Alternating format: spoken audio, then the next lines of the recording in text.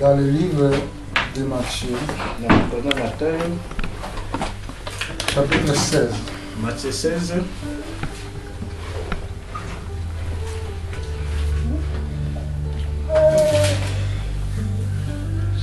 Nous allons commencer au verset 1 jusqu'à 3. Matthieu 16, 1 à 3. La Bible déclare: les pharisiens et les sadducéens abordèrent Jésus et pour trouver, lui demander de leur faire voir un signe venant du ciel. Jésus leur répondit: le soir, vous dites, il fera beau, car le ciel est rouge. Le matin, il y aura des orages aujourd'hui, car le ciel est un rouge sombre. Vous savez discernir l'esprit du ciel, vous ne pouvez discernir les signes des temps. Bafarisé na basaduse baye epai na Yesu mpona komeka ye, basengi ye asalela bango elemo moko oyo ekomonisa ete nguya na ye euti na Nzambe. Kasi Yesu azongiseli bango boye: ntango pokwa ekokoma, bino bolobaka likolo ezali motane, mbula ekonoka te, mpe na tongo bolobaka lelo mbula ekonoka, pamba te likolo eyindi. Bino boyebi ndenge likolo ezali kolakisa soki mbula ekonoka to ekonoka te, kasi bilembo ezali kolakisa makambo yango mikolo oyo boyebi kolimbola yango te. Amen. Amen. Que Dieu bénisse sa parole. Prenez place, il y a chacun il doit voir sa Bible. Il faut que tu lises la Bible. Parce que la Bible déclare. Si nous allons partir directement dans le livre avant que j'explique ce mystère-là que nous sommes en train de lire. Apocalypse chapitre 1. Apocalypse 1. Verset 3. Verset 3. La Bible déclare: heureux celui qui lit et sait qu'il attend de la parole de prophétie et qui garde les choses qui sont écrites, car le temps est proche. Esengo na moto azali kotangela bato maloba oyo euti na molimo mosantu. Esengo na ba oyo bazali koyoka yango mpe kondima nyonso oyo ekomama awa. Un chrétien, il doit avoir la Bible, il doit lire la Bible tous les jours. Si nous allons partir dans le livre de Josué, au chapitre 1, Josué 1, regarde ce que la Bible dit. Je suis au verset 6. Josué 1, 6. Fortifie-toi et prends courage, car c'est toi qui mettras ce peuple en possession du pays que je jurai à leur père de leur donner.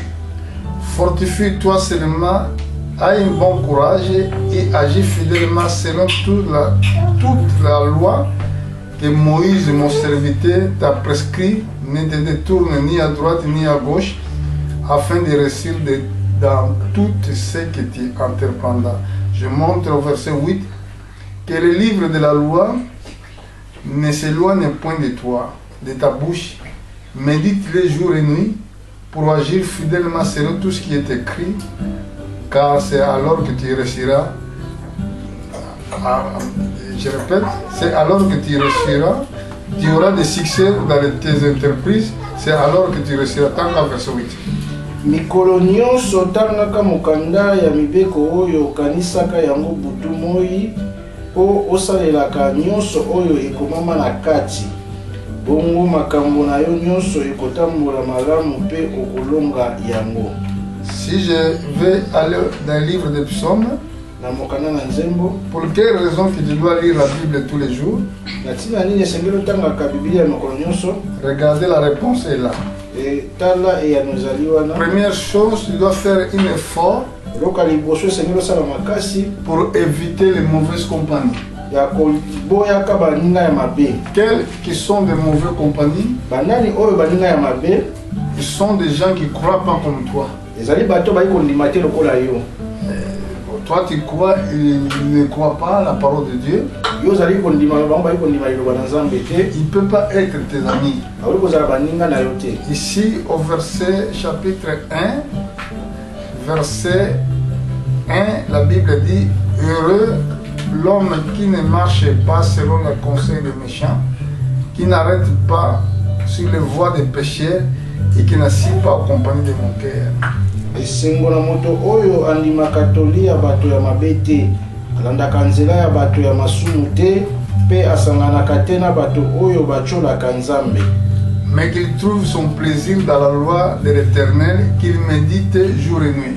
Kasi nde alingaka mibeko ya Yawe pe akanisaka yango butu moi. La différence d'être vrai chrétien, bokeseni oyo ezali ya kozala mokristo ya malamu, c'est que tu gardes la parole de Dieu. ezali tozali kobatela liloba na Nzambe. C'est que la parole de Dieu reste dans ton cœur. Liloba na Nzambe ezali kotikala na motema na yo. Regarde comme Dieu a donné la promesse au verset 3. Etala lolenge Nzambe apesaki bilaka na verset 3. Il est comme un arbre planté près de courants d'eau, qu'il donne son fruit à sa saison, et dont le feuillage ne se fleurit point. Tout ce qu'il fait lui reçut. Azali lokola nzete oyo bakona penepene ya mai, yango ebotaka mbuma na eleko na yango, pe makasa na yango ekaukaka te. Donc, si vous avez Dieu, ça veut dire que vous avez la parole de Dieu. Ça veut dire tout ce que tu vas penser de faire dans la vie, ça va réussir.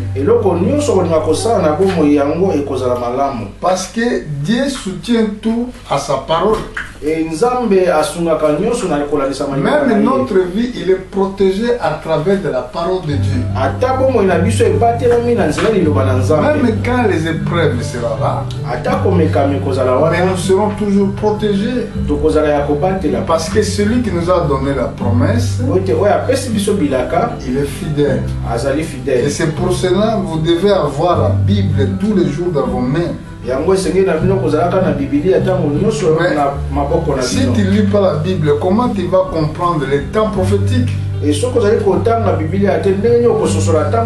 Comme nous avons lu dans le chapitre 16 dans le livre de Matthieu. Ici, Jésus-Christ parlait avec les pharisiens. Les pharisiens et les sadducéens abordèrent Jésus. Ils pouvaient lui demander de leur faire voir un signe venant du ciel.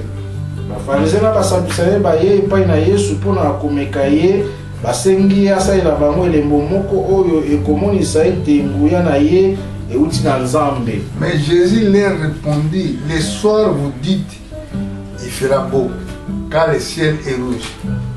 Et le matin, il y aura des orages aujourd'hui, car le ciel est du rouge sombre. Vous savez discerner l'esprit du ciel, et vous ne pouvez discerner les signes des temps. Tango pokwa ekomaka bino bolobaka likolo ezali motane mbula ekonoka te, pe na tongo bolobaka lelo mbula ekonoko pamba te likolo eyindi. Bino boyebi ndenge likolo ezali kolakisa soki mbula ekonoka to ekonoka te, kasi bilembo ezali kolakisa makambo ya mikolo oyo boyebi kolimbola yango te. Parce que les gens ne savent pas discerner les signes des temps. Ils ne savent pas discerner l'esprit du... Ils savent discernir l'esprit du temps, mais ils ne savent pas discernir l'esprit prophétique.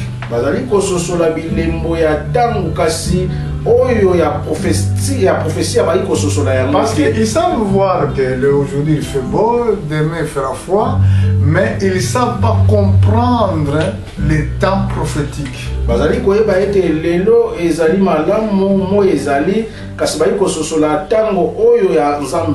Là nous sommes en train de vivre l'apocalypse qui commence. Et tu allez vivre batango apocalypse bandi. Parce que la prophétie de Daniel avait prophétisé pour dire au peuple, nous allons voir ce que Daniel avait dit avant que nous voyions toutes ces choses-là.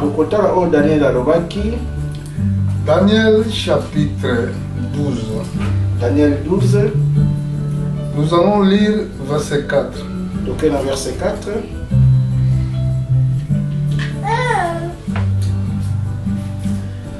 La Bible déclare, toi Daniel, tiens secret ces paroles, c'est les livres jusqu'au temps de la fin.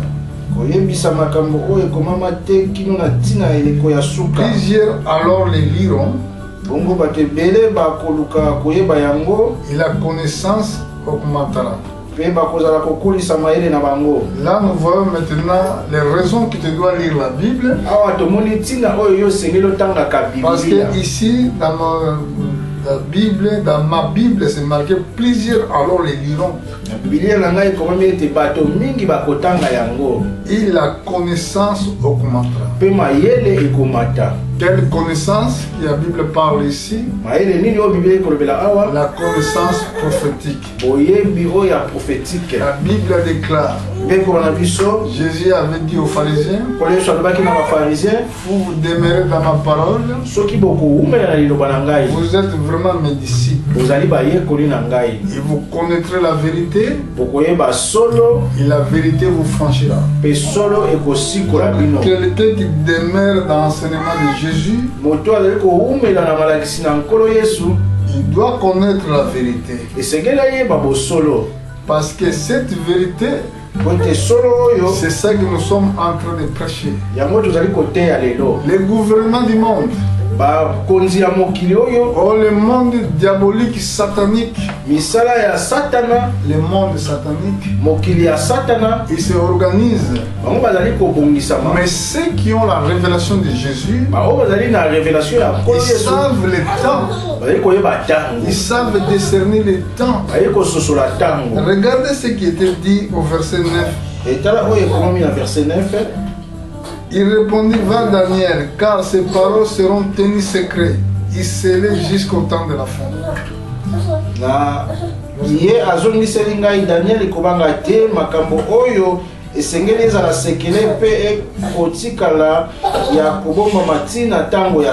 Donc il y a des paroles de prophètes qui étaient prêchées dans l'Ancien Testament.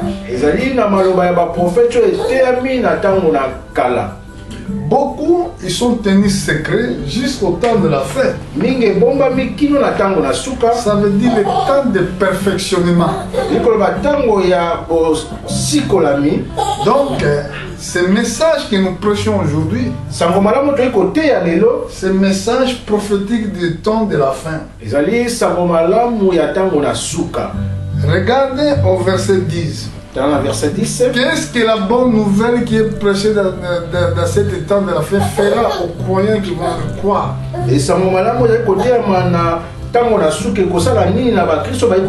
Plusieurs seront purifiés,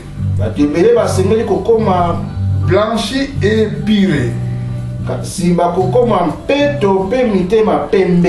L'évangile fera que plusieurs personnes qui vont écouter ce message, ils seront blanchis et purifiés.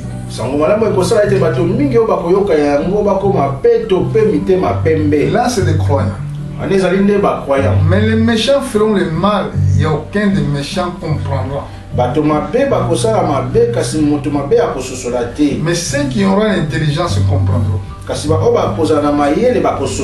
Pendant que nous prêchons, les méchants ne comprennent pas. Les méchants viennent aussi à l'église. Il y a des croyants et il y a des gens qui viennent à l'église, mais ils sont des méchants.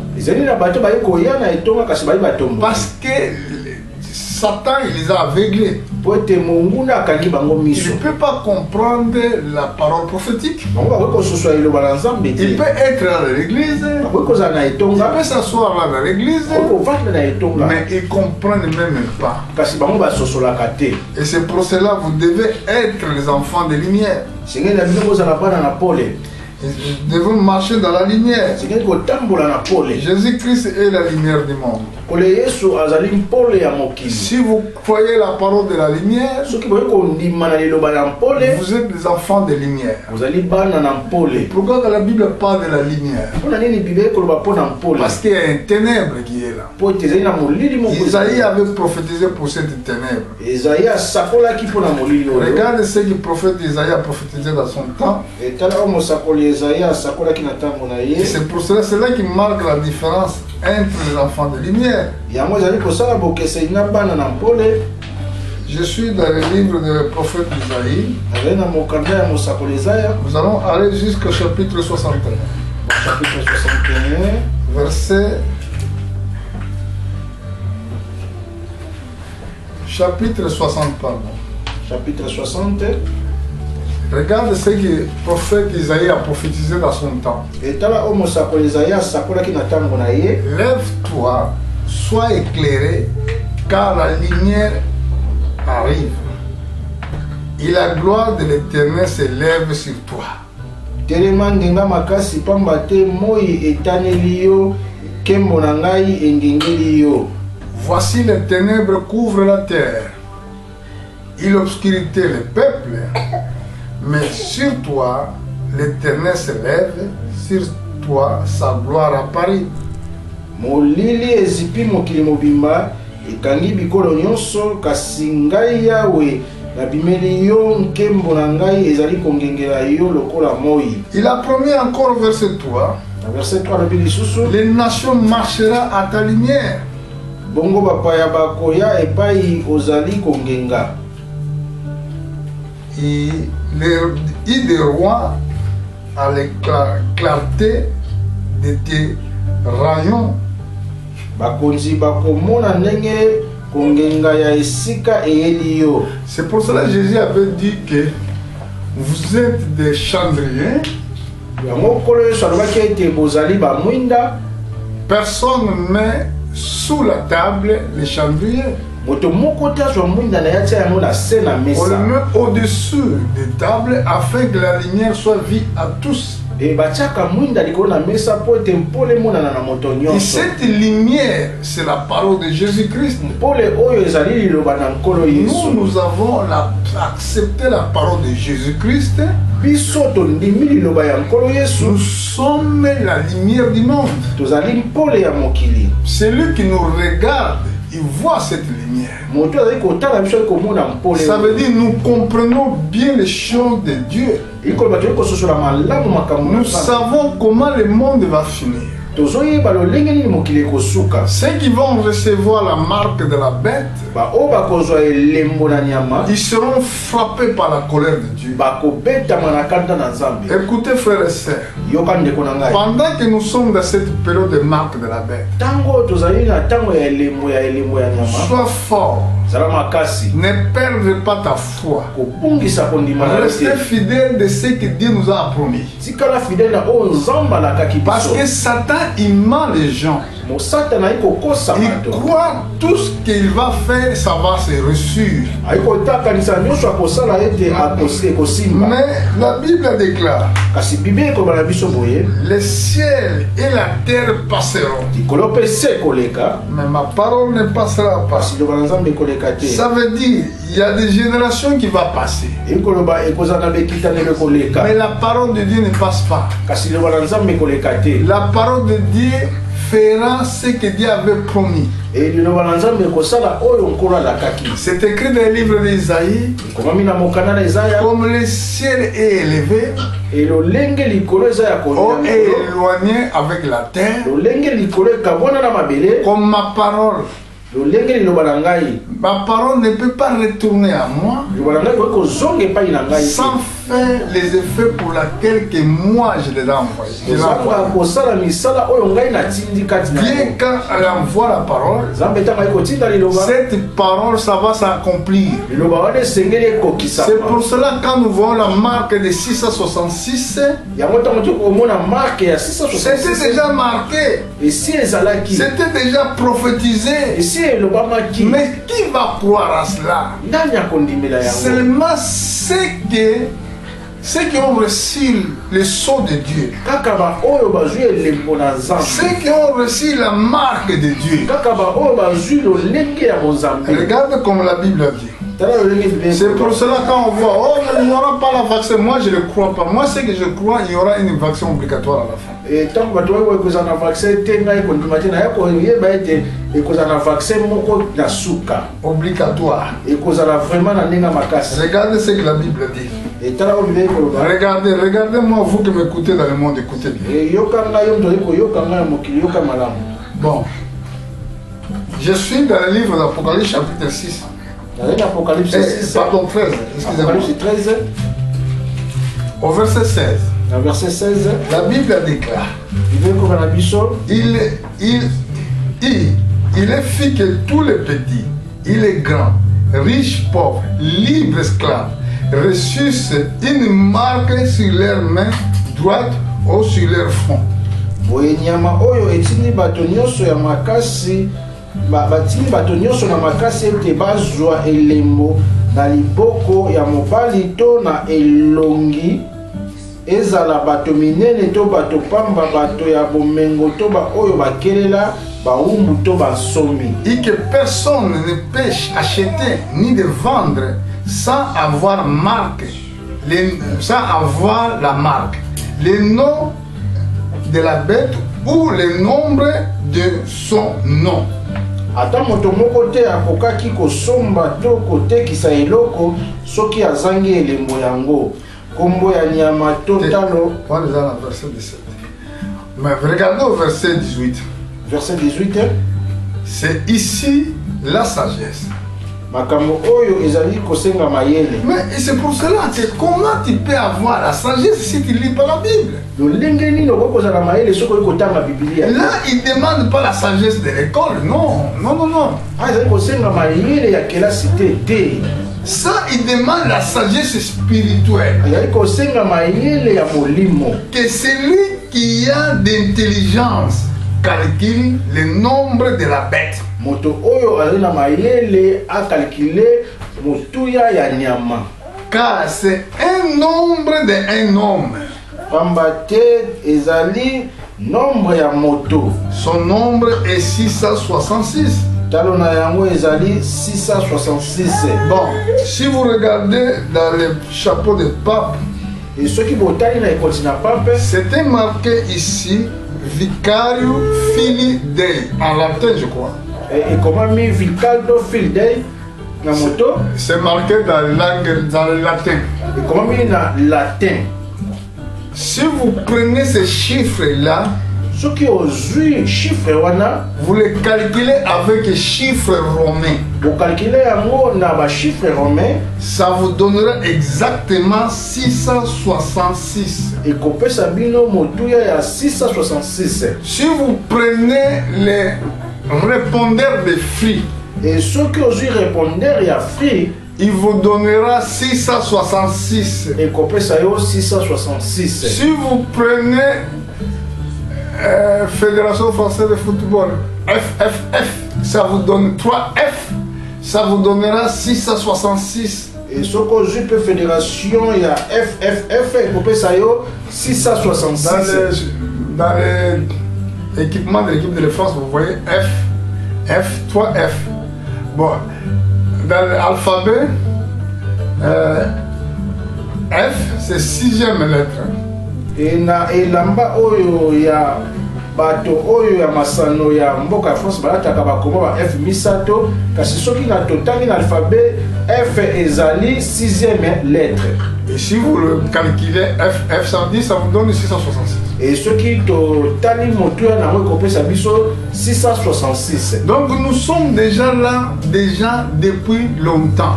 Tosali déjà wana déjà utakala. Mais c'est que papa il voulait faire, il a déjà fait. Il a organisé toute l'église qu'il coordonne, il voulait coordonner toutes les églises du monde. Ils ont créé l'écuménisme. Ça voulait dire, vous l'allez trouver ici, au verset 15. verset 15. Il lui fut donné d'animer l'image de la bête, afin que l'image de la bête parle, et qu'il fit que tous ceux qui adorent pas l'image de la bête fut tué.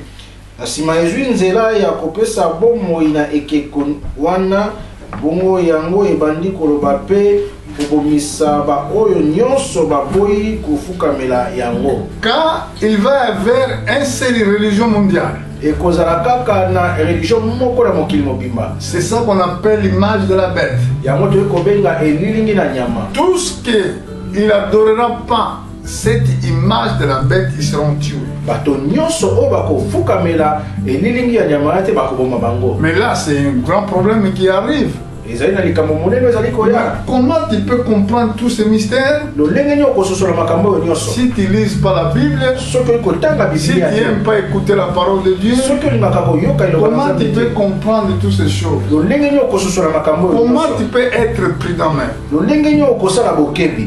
Comme Jésus avait dit autrefois. Lolenge kolo yesu alobaki, Quand vous allez voir Jérusalem a été investi dans les forces armées, c'est lui qui sera dans la ville, qui sort dans la ville. tango bokomona Jérusalem bazingami na basoda oyo azali na zamba na kati ya mboka abima na kati ya Il ville. sera un jour de détresse. Ekozala mokolo moko ya pasi. Qui a écouté Jésus à cette Nani oyo prophétie? ayokaki kolo yesu na profesia oyo? Ceux qui avaient bien écouté la prophétie quand Jésus avait prophétisé, Oyo bayokaki profesia malamu ntango kolo yesu dans les l'an asalaki. 70, Na mbula ya 70 quand les forces armées romaines cerclaient la ville de Jérusalem, etango basoda ya Roma bazingaki mboka ya Jérusalem, ils ont quitté la ville. bango batikaki mboka wana. Ils sont quittés. Batikaki yango. Amen. Amen. Tous ceux qui sont restés dans la ville, Oyo nyonso batikalaki na mboka wana il y avait massacre total. bazalaki vraiment massacré. Et aujourd'hui, Lelo qui écoute la voix? nani azali koyoka mongongo? C'est la voix de réveil. Ezali mongongo bolamuka. Réveillez-vous. Bolamuka. Le temps est avancé. Tango epusani. Quand vous voyez ces signes de temps, Tango boyi komona bilembo na ça tango. montre que le Seigneur Jésus aussi, il est prêt de revenir. Ekotalisa ete nkolo yesu akomi pene ya Il y a kozonga. des anges aussi qui ont les fléaux, 6 fléaux, non 7 fléaux, ils sont déjà prêts, je crois. Ezali na baangelu bazali na bakelo basi babongami. Il y a, donc, je vais regarder ça. Na kotala yango. Ils sont 7 anges. Bazali baangelu sambo. Après, quand les hommes vont recevoir, quand les hommes auront la marque de la bête, Tango bato bakozwa elembo ya nyama ce n'est pas fini. esili te. Même ils vous disent que vous serez voyager facilement, ils vous mentent. Ata bayi kokosa bino boko voyager na pete bayi kokosa Parce bino. qu'à ce moment-là même, Na tango wana il y aura maintenant la guerre qui va commencer. ekolana etumbu ekobanda. Quelle guerre? Etumba nini? Premièrement, c'est les fléaux qui vont frapper la terre. Ezali liboso bambonge ekobeta na mokili. Amen. Amen. Regardez au chapitre 16, verset 1. Apocalypse 16, 1. La Bible, j'entendis une voix forte qui venait du temple, qui disant, Bongo nayoki mongongo moko ya makasi uti na ndako ya Nzambe elobi, qui disant aux 7 anges, Allah en versant sur la terre les 7 coupes de la colère de Dieu. elobi na baangelu sambo boye bokende na basani sambo oyo etonda na nkanda ya Nzambe bosopa yango na mokili. Écoutez verset 2. Verset 2. Les premiers, Allah, il versa son coupe sur la terre et une ulcère maligne en douleur frappa les hommes qui avaient la marque de la bête et qui adoraient son image. Angelu ya liboso akei kosopa sani na ye na mokili, bongo bapota ya mabe mpe ya mpasi ebibi na nzoto ya bato oyo bazwaki elembo ya nyama mpe babandaki kofukamela ekeko na yango. Quand vous prenez la marque de la bête, Tango ozwi elembo ya nyama, sachez que la colère de Dieu sera sur toi. yeba yango te kanda na Nzambe ekozala likolo na Quand yo. les anges là vont commencer à verser leur coupe, Etango baangelo babanda kosopa oyo ezali basani na bango, tu seras frappé. dans les blessures terribles. Parce qu'à ce moment-là, ces anges-là, ils vont commencer à verser les coupes de calamité sur la terre. À ce moment, ce que tu dois faire, à ce moment, ce que tu dois faire, prier Dieu qui fortifie ta foi. Parce que c'est le corps qui souffre, c'est le corps qui a peur. Nous avons seulement peur parce que nous sommes dans le corps, dans le domaine terrestre. C'est pour cela apôtre Paul disait, oh, Jésus-Christ avait dire aussi, il avait dit que vous devez naître de nouveau. Quand vous êtes né dans l'esprit, vous allez plus donner l'importance de la chair. Tu n'auras plus la paix. Tu vas marcher selon la parole de Dieu. Tu sauras que Dieu est avec moi. La peur fait mal aux chrétiens, c'est vrai. Abraham, il avait peur. Premièrement, la famine était frappée dans le pays. Il a décidé de partir à l'Égypte. Il avait peur parce qu'il avait la famine. Il est parti chercher quelque chose à manger. Mais pendant qu'il est parti là-bas, et arrivant à l'Égypte, il a dit à sa femme, j'ai reconnu que tu es belle. Quand les Égyptiens te verront, ils me tueront. Mais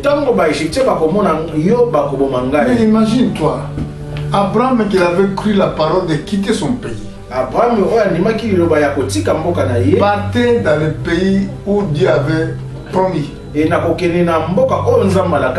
Parce que là, Dieu avait promis qu'il va le bénir. La bénédiction n'était pas encore là. Lui, il avait peur de rester dans le pays. Il est parti à l'Égypte. Et arrivant, il avait aussi peur de sa propre vie. Pour dire, oh ma femme, tu es belle. Si les Égyptiens te feront me tuer.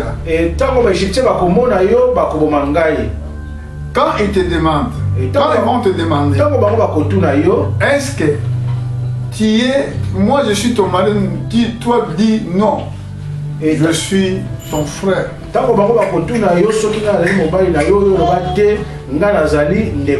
Là c'est le mensonge.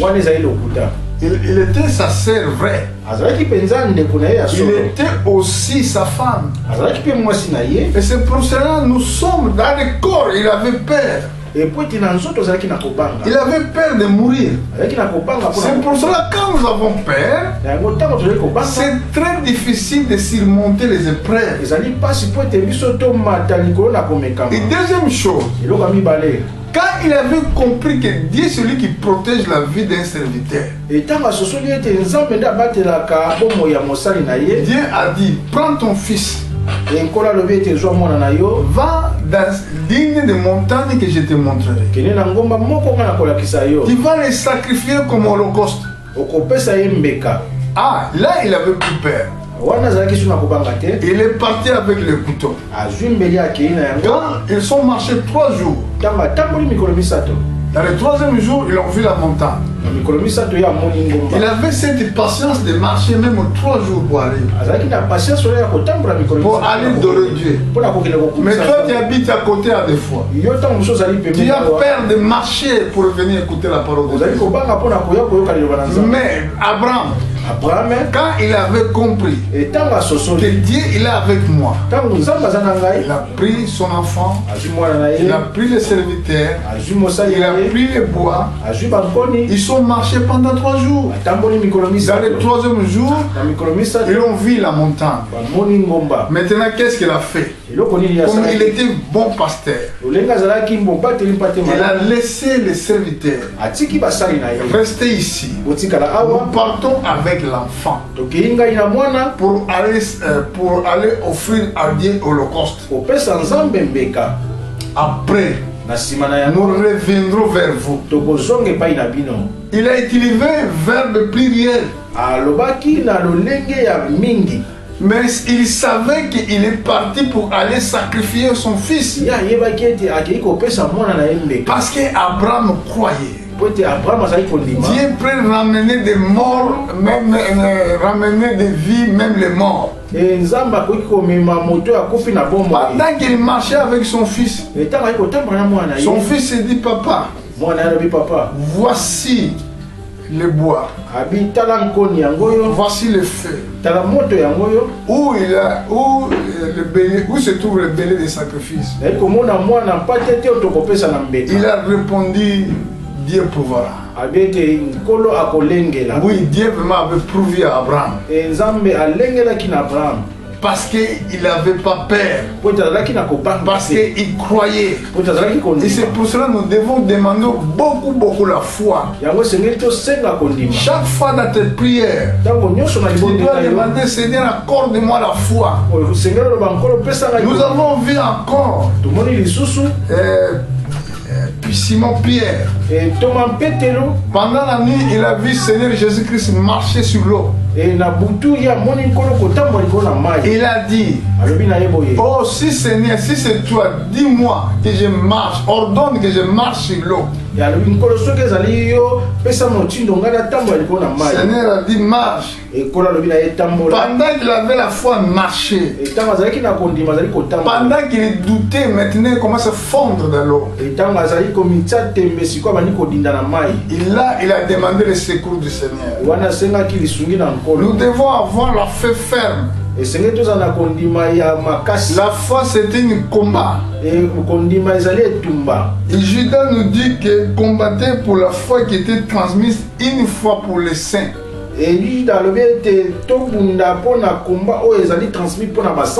Donc quand nous avons la foi, nous avons aussi décidé la guerre contre le monde des ténèbres. Parce que chaque fois quand vous avez la foi, vous êtes ciblé par le diable. Mais regarde, je vais aller presque pour finir. Nous allons voir ce que la parole de Dieu nous promet. Si vous gardez la parole de Dieu, si vous avez la foi, regardez ce que la Bible nous dit. Au chapitre 3, Apocalypse, verset 10. Apocalypse 3, verset 10. Verset 10. La Bible déclare, parce que tu as gardé la parole de la persévérance. Et moi, je te garderai aussi dans l'ère de la tentation qui va venir sur le monde entier pour prouver les habitants de la terre.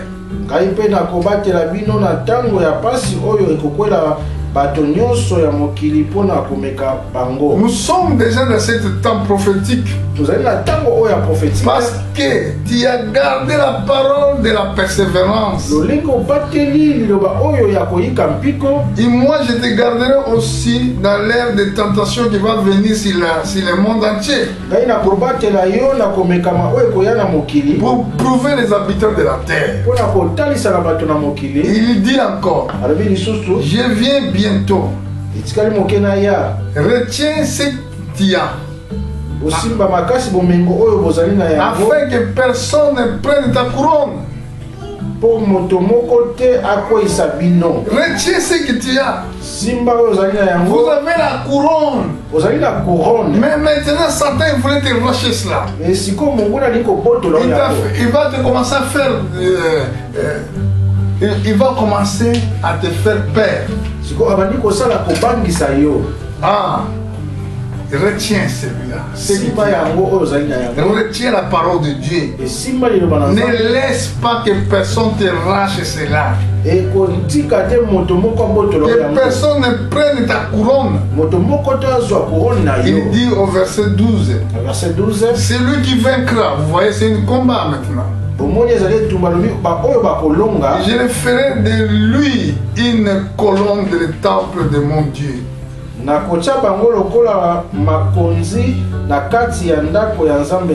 ne sortira plus j'écrirai sur lui le nom de mon Dieu et le nom de la ville de mon Dieu, de la nouvelle Jérusalem qui est descendue du ciel auprès de mon Dieu, et mon nom nouveau.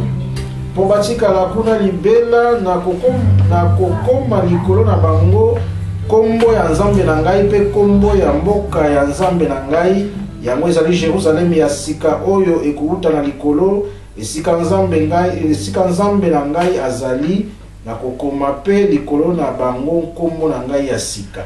Jésus-Christ, quand il viendra dans le royaume des millionnaires, ne portera plus le nom de Jésus-Christ. Parce que le nom de Jésus, c'est qu'il voulait dire Yahshua, Massia. Dieu est le sauveur. Mais pendant qu'il viendra pour régner, parce qu'il parle de Jérusalem, c'est ce qui va descendre sur le Jérusalem terrestre. Jérusalem céleste. Jérusalem terrestre. Jérusalem céleste, il va descendre sur le Jérusalem terrestre. Et là, à ce moment-là, il ne portera plus le nom de Jésus. Regardez rapidement pour terminer. Quel nom il portera Jésus-Christ? Au verset 13. La Bible a dit, il était revêtu d'un vêtement éteint de sang, son nom était la parole de Dieu. Apocalypse 19, 13. Alati nzambala moko epoli na makila kombo na ye maloba ya nzambe. Si je répète, au verset 12. Verset 12. Ses yeux étaient comme une flamme de feu. Si sa tête était plusieurs diadèmes. Il avait un nom écrit, personne ne le connaît.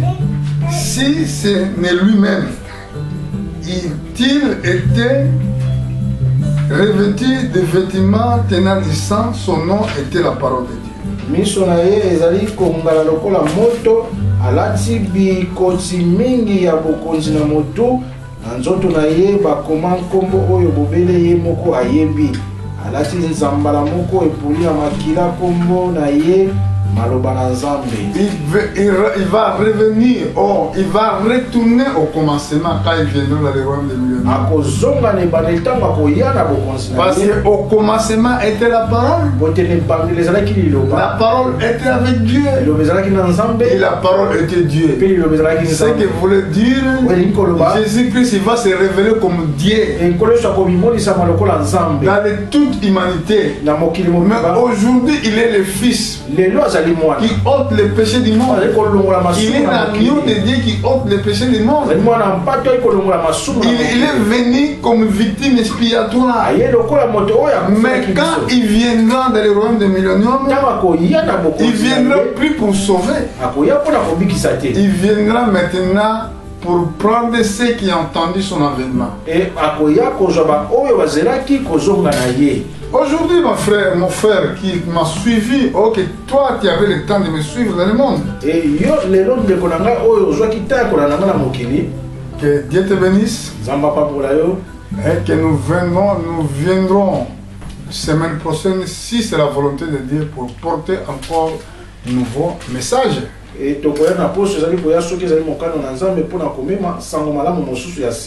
Dieu vous bénisse. Mettez-nous debout, nous allons remercier le Seigneur. Et to telemi to ko pesa nzambe merci.